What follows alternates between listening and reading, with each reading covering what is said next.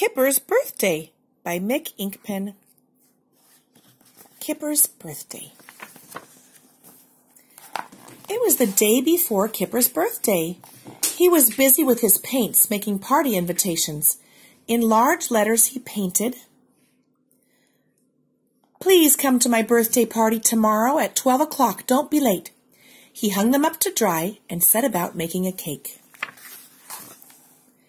Kipper had not made a cake before. He put some currants and eggs and currants and flour and sugar and currants into a bowl. Then he stirred the mixture until his arm ached.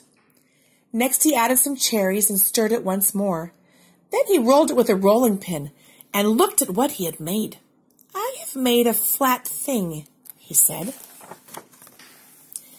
Kipper squeezed the flat thing into a cake shape and watched it bake in the oven. To his surprise, it changed itself slowly into a sort of heap, but it smelled good. He put the last remaining cherry on top for decoration. By this time, the party invitations were dry. "Oh, I'll deliver them tomorrow," yawned Kipper. "It's too late now." Kipper woke bright and early on his birthday. His first thought was balloons. "We must have balloons." But as he rushed downstairs, another thought popped into his head. Invitations!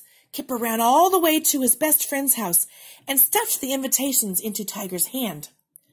"That one's yours. Those are for the others," he panted. "Can't stop. Balloons!" When he had gone, Tiger opened the invitation.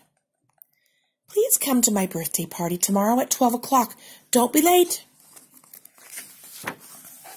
At 12 o'clock, Kipper carefully placed the cake on the table and sat down to wait for a knock at the door. He waited, and he waited, but nobody came, not even Tiger.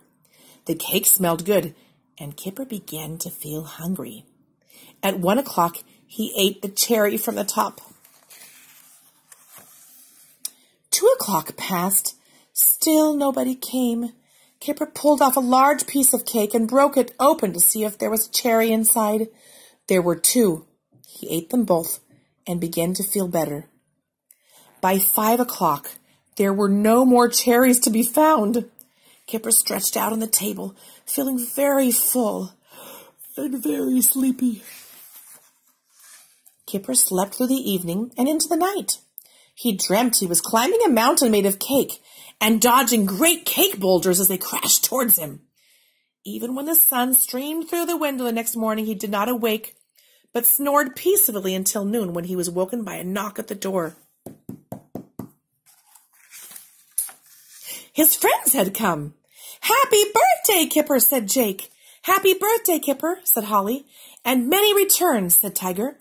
Kipper blinked and rubbed his eyes. "But my birthday was yesterday," he said sleepily. They looked at the invitation.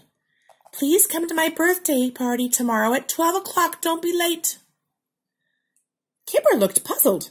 "So my birthday is not until tomorrow," he said. "We haven't missed it after all." No, said Tiger. "Your birthday must have been tomorrow, the day before yesterday." Kipper looked puzzled again. Tiger went on, "So yesterday it would have been today, but today it was yesterday. Do you see?"